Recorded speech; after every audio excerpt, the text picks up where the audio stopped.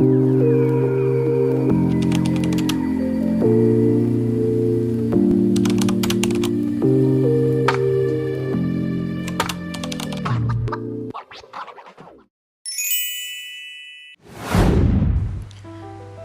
hidup di masa yang paling maju dan sekaligus paling rapuh. Alam mengingatkan kita dengan cara yang menyakitkan. Ini bukan lagi soal masa depan, ini soal hari ini.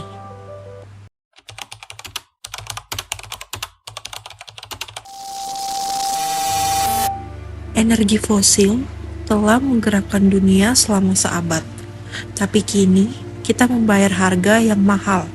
Lingkungan menjadi rusak, ketegangan antar negara, dan masa depan yang terancam.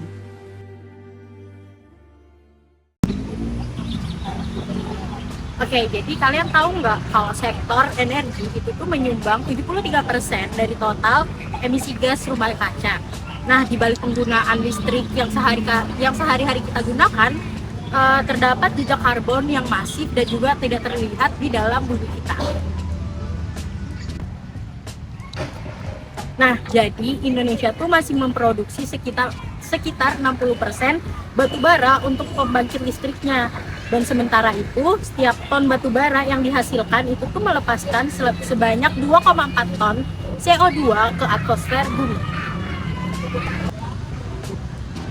Nah, jadi ketika krisis global terjadi, perusahaan minyak terbesar bukanlah satu-satunya yang terkena dampak dari krisis tersebut, tetapi rakyat juga merasakan secara langsung dampak akibat dari krisis itu, dan juga membuat masyarakat tuh harus membayar secara tarif yang naik, dan juga bumi itu terus-menerus terbakar.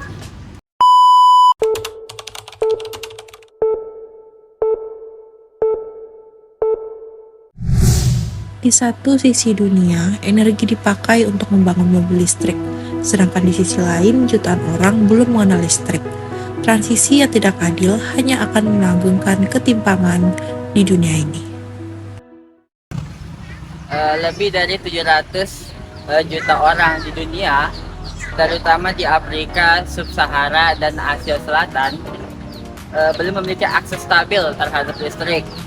Sementara kota-kota besar di negara maju mengonsumsi lebih banyak dalam sehari dibandingkan negara kecil dalam sebulan.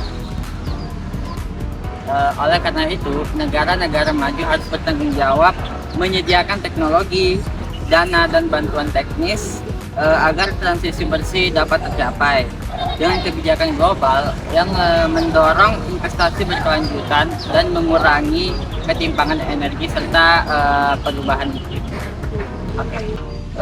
Ironisnya, negara dengan emisi gas rumah kaca paling rendah justru paling merasa dampak perubahan iklim. Negara-negara berkembang menghadapi tantangan besar dalam beralih ke energi bersih, seperti biaya teknologi tinggi, utang energi, dan kurangnya dukungan internasional.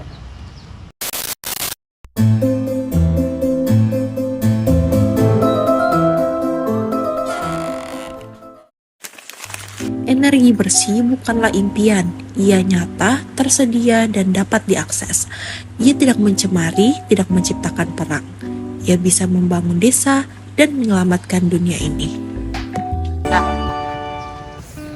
Energi terbarukan kini menjadi sumber daya tumbuh yang paling cepat di dunia, yang dimana biaya produksi listrik dan surya angin turun menjadi 90% sejak tahun 2010. Di Indonesia, potensi surya mencapai hingga 207 gigawatt, yang dimana cukup untuk mengalir seluruh rumah tangga di seluruh Nusantara. Dan namun hanya sekitar 1 gigawatt yang hanya terpasang di seluruh Nusantara. Nah, dengan energi terbarukan, masyarakat ini bisa menjadi produsen sekaligus konsumen. Mana di desa Sumba misalnya warga kini mengakses listrik dan mikrohidro dan PLTS desa tanpa bergantung pada jaringan yang besar. Nah, energi bersih bukan hanya tentang teknologi, di mana ia tentang kedaulatan dan tentang hak atas masa depan yang layak bagi seluruh makhluk hidup di bumi.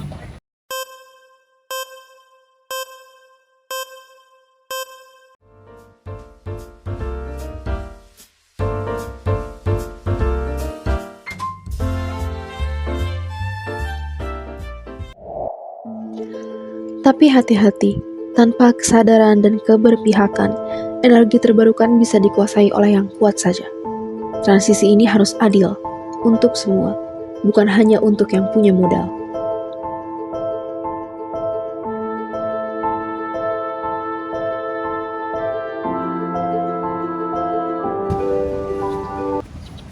Oke, transisi energi yang adil merupakan tantangan besar yang dihadapi dunia pada saat ini. Karena menurut laporan internasional Energy Agent, 70% investasi global dalam energi hijau ini masih terkonsentrasi di negara-negara maju. Sementara negara-negara berkembang ini masih sangat tertinggal dikarenakan keterbatasan dana dan kapasitas teknis. Tanpa distribusi keuangan yang adil, energi terbarukan berpotensi menjadi bentuk kolonialisme dengan wajah yang baru, yang ramah, tetapi dengan logika yang masih eksploitatif. Krisis energi hanya akan adil jika dikawal oleh prinsip, Partisipasi komunitas, akses teknologi, dan redistribusi manfaat. terima kasih.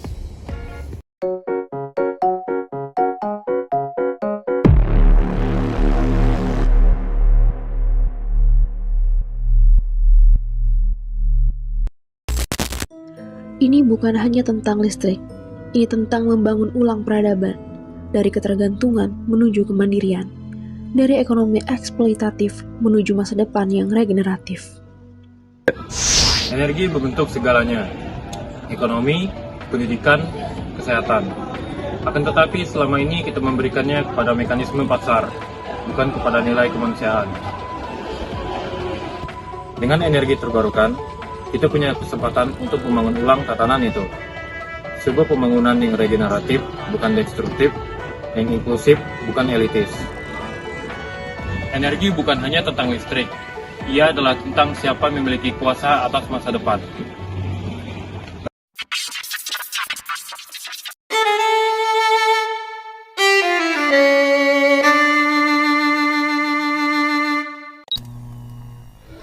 Waktu kita hampir habis, tapi belum terlambat. Gunakan suaramu, pilih energimu, bangun masa depan yang lebih bersih, lebih adil, dan layak untuk diwariskan.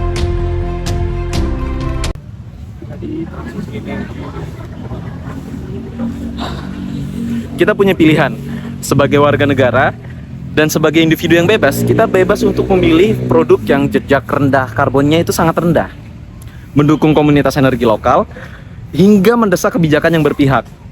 Sebagai warga negara, kita bisa menuntut agar subsidi tidak lagi menghidupi industri kotor, tapi menopang transisi yang adil dan terjangkau. Dan sebagai generasi yang hidup di titik baik sejarah, kita bisa memilih untuk tidak menjadi penonton, tapi bisa menjadi agen perubahan. Energi baru, harapan baru, untuk bumi, untuk kita, untuk masa depan yang tidak dibangun di atas puing-puing krisis, tapi di atas fondasi keadilan. Energi pilihan kita untuk bumi, untuk kita.